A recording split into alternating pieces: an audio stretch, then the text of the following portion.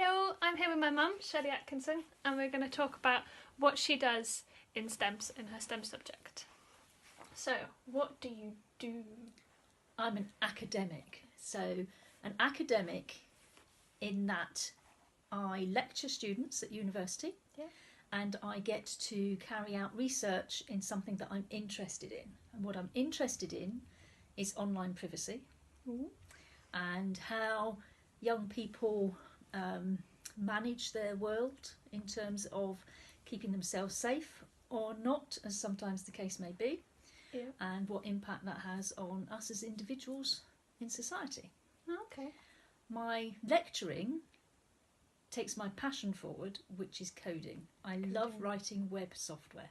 Okay. So, how did you get to where you are now? I hated filing. I hated filing with a passion. I was a secretary, and I was a secretary at a time when computers were coming in. Businesses were starting to use them as word processors. They were starting to use databases. So you had a word processor and a database. And I worked for a company which had an awful lot of paperwork coming in, and the company then moved somewhere to a bigger office because they needed to have more storage space. And I worked out a system where we could send the paperwork back. We could take digitised images of the paperwork. I had to check all the legal and social, the ethical aspects, and that was fine. And then I taught myself to write software. There was a free CD on a magazine, and I managed to buy a book with a CD in it with video clips, and I taught myself to write software.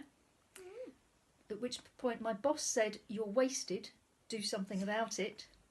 And I went to university to learn how to do it properly. So from university I did then work for a few different companies before going back to do my PhD. Once I did my PhD, I had a few seasons as a postdoc, and then I managed to get a full-time job. You never really left? I never really left. It was good in there. Okay.